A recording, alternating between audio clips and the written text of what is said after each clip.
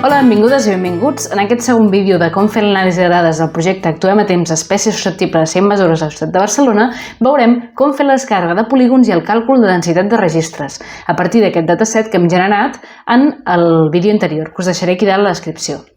Bé, anem al repositori GitHub, on tenim tots els codis, ja ho sabeu, que estem veient en aquesta sèrie de vídeos.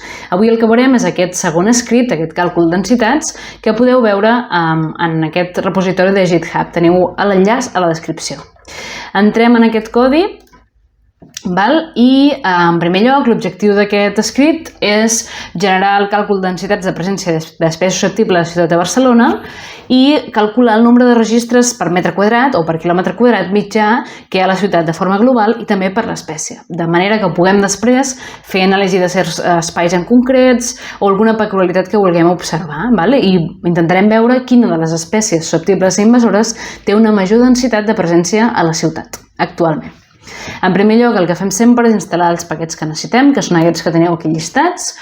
Carreguem el dataset que havíem guardat prèviament en l'script 1, que es deia actpnrfs, a través de llegir aquest CSV. I primer el que volem fer és delimitar l'àrea del projecte, d'acord? Ens descarreguem el polígon de Barcelona, el shape de Barcelona, SHP. A partir d'aquest link que us deixo aquí, podem descarregar aquest shape de Barcelona de manera que ens permeti tenir aquest polígon que delimiti els registres que hem trobat. D'acord? Ara podem fer un plot d'aquest shape i veiem una cosa així. Per obtenir l'àrea d'aquest polígon, d'aquesta shape del barcelonès, és tan senzill com aplicar la funció àrea del paquet SF, que ens permet, a partir d'un objecte shape, d'un polígon, obtenir la seva àrea, que és de 146,38 quilòmetres quadrats, en el cas d'aquesta àrea del barcelonès. Si volem calcular la densitat total de registres, en primer lloc el que volem fer és assegurar que els registres es troben dins de l'àrea que tenim registrada, de l'àrea que tenim quantificada. I el que fem és filtrar els registres. Teòricament, tots haurien d'estar dins d'aquesta àrea i el que fem per fer aquest filtratge és primer convertim l'arxiu, el dataset on tenim totes les dades de l'inaturalist, a aquest objecte SF, que anomenem inatObservationObsSF, a través d'aquesta funció, d'aquesta línia de codi. Revisem quants registres tenim. En el moment de fer córrer aquest codi teníem 1.342 registres. Per fer el filtratge ho fem amb aquesta funció STIntersection, en què filtrem aquest dataset, revisem quants d'aquests punts es troben dins de la shape del barcelonès i revisem un altre cop quants registres teníem. El nombre de registres actual, veiem aquí com ens imprimeix, el nombre de registres en data del 12 del 20, que és l'última vegada que vaig fer córrer aquest codi, és de 9,147 registres per quilòmetre quadrat. Aquesta és la densitat total de registres observats d'aquestes 10 espècies en potencial a ser invasores de Barcelona. 9,14 registres per quilòmetre quadrat. Si el que volem és veure-ho per espècie, per si hi ha alguna espècie que té més densitat que altres, el que farem és filtrar en primer lloc per cadascuna de les espècies i després aplicar la fórmula de poder saber la densitat, que és aquesta que hem vist aquí dalt, que és el número de registres que hi ha en aquesta àrea filtrada dividit per l'àrea del barcelonès. Aquesta densitat total per espècies, en primer lloc podem veure quants registres hi ha de cada una de les espècies, que ja ho havíem vist al codi anterior, amb aquest ggplot, amb aquest gràfic. Podem veure aquestes 3 espècies que són les que tenen més registres a Barcelona: Aptenia cordifolia, aquest mes Embryanthem cordifolium, Dichondra micrantha i Mirabilis jalapa.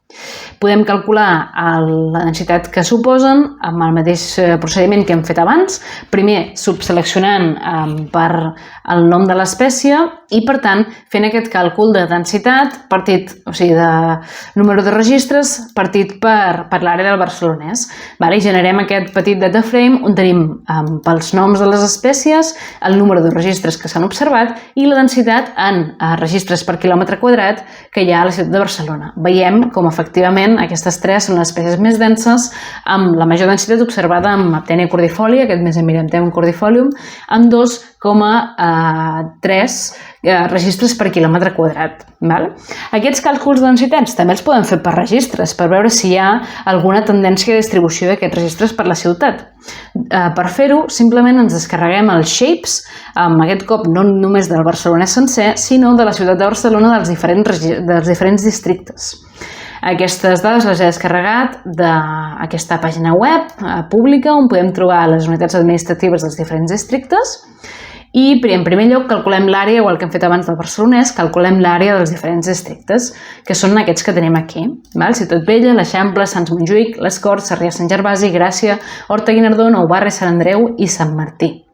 D'acord? Per obtenir els shapes de cada un dels districtes sí que els hem de descarregar, aquí els teníem en aquest shape complet, però per tenir cada un d'ells ens anirà molt millor descarregar-los d'aquest repositori públic i guardem cada un d'ells amb el seu nom.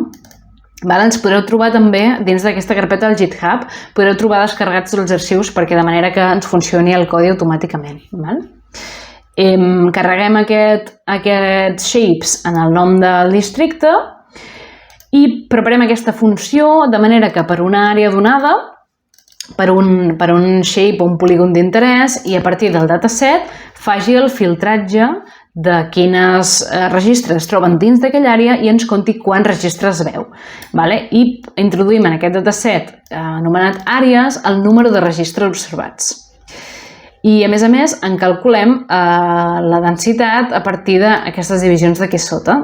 Si observem el dataset que resulta d'aplicar aquesta funció que hem preparat, veiem com aquí ens manté el codi del districte, el nom del districte, l'àrea que ocupa aquest districte, el número de registres observats. Per exemple, a Ciutat Vella únicament s'han observat 6 registres d'espècies susceptibles a invasores i la densitat global, per tant, és de 1,42. El número de registres més alt s'ha observat al districte de les Corts, amb 294... la densitat més alta s'ha observat a Sant Martí, al districte de Sant Martí, amb 346 registres. Tot i això, la densitat més elevada de registres s'ha trobat al barri de les Corts, amb 48,91 registres per quilòmetre quadrat, seguit de Sant Martí i el següent, Gràcia. De fet, el que podem veure molt més fàcilment, si ordenem aquesta línia de codi, si ordenem aquests resultats, per exemple, per densitat, i veiem com aquests 3 barris, les Corts, Sant Martí i Gràcia, són els barris amb més densitat de registres. El que podem fer amb aquestes dades és també observar-les visualment, veure amb colors la intensitat d'aquesta densitat a les diferents zones de Barcelona, per veure si les zones que estan més a prop, per exemple, justament també tenen més densitats o és una entitat, és quelcom relacionat amb el barri o altres preguntes que ens podem fer. Per fer aquest mapa utilitzem aquestes línies de codi on li marquem que ens posi aquestes dades de densitat global que teníem aquí sobre, que hem generat abans, i generem aquest codi on a la llegenda podem veure aquesta paleta de colors, el mínim i el màxim entre verd i aquest vermell, d'acord?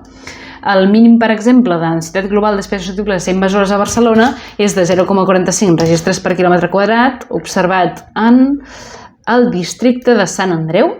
A veure si es veu una mica més gros. El districte de Sant Andreu, i la densitat més alta ja dèiem abans que era aquí el districte de les Corts, aquest d'aquí. Doncs aquí ho podem veure visualment, aquesta representació del gràfic. Ara bé, aquestes densitats poden ser diferents per les diferents espècies que hem observat. Ens interessarà, per tant, generar aquest mateix mapa per les diferents espècies. Per fer-ho, simplement hem de fer córrer aquestes línies de codi. El que he fet és preparar una funció perquè això pugui ser molt més automàtic, que ens calculi el número de registres per espècie. Amb aquest codi d'aquí simplement va passant per cadascun dels districtes i va calculant per l'espècie que li posem en aquesta funció, que pren com a argument el nom de l'espècie, ens calculi la densitat. D'acord? Per exemple, ho provem aquí sota amb l'antana Camara. Introduïm en aquesta funció que hem creat aquí sobre, que hem anomenat número de registres d'espècie, i l'argument un nom d'una espècie, i el que ens dona finalment ho podem dividir per l'àrea i així ens donarà l'àrea que ocupa. Ho podem fer per totes les espècies, aquí ho vaig aplicant a cada una de les espècies d'interès, de manera que ho tinguem ja generat per fer-ho entrar directament en un mapa. Amb aquest codi d'aquí generem aquest conjunt de gràfics, per exemple, pel cas d'Aptènia, doncs establim els colors a partir de la densitat d'Aptènia, a partir d'aquest mínim i màxim, en el títol posem que es tracta d'Aptènia, i que ens agafi aquesta densitat mínima i màxima i ens ho pinti. Anem generant el codi per cada una de les espècies i el resultat que obtenim són aquests gràfics d'aquí sota, que aquí es veuen molt petits, però si ho fem córrer en R els podrem veure molt més grans. D'acord? Per exemple, doncs, Aptenia cordifolia té el màxim de densitat en aquest districte de Sants Montjuïc, o, per exemple, Dicondres sí que té el màxim a les Corts, com també passa amb Mirabilis, però altres espècies, doncs, potser, per exemple, la Kalanchoe té el màxim al districte de Sant Martí. Bé, aquí podríem fer diversos anàlisis i, a més, aquí veiem els mínims i els màxims per cada una de les espècies, trobant el màxim més alt, en el cas de Dicondra micranta, 12,14 registres per quilòmetre quadrat en aquest barri en aquest districte de les Corts. Finalment, en aquest script deixa també aquí unes línies de codi per poder fer un mapa de registres d'eNaturalist, on podem veure també les fotografies i el nom d'usuari, per exemple, de cadascun dels registres.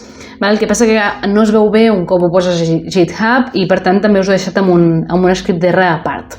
Fent córrer aquest codi a R sí que podríeu veure aquest mapa creat en Leaflet, que és com un mapa online que pots ampliar i reduir. I podríeu veure aquest mapa amb les fotos que apareixen, amb aquest pop-up que té el nom del registre, el nom d'usuari i la foto. Aquí està posat per preparar això. Doncs fins aquí aquest segon arxiu de codi de càlcul de densitats. Us deixo aquí dalt la llista de reproducció dels diferents vídeos d'anàlisi de dades d'aquest projecte.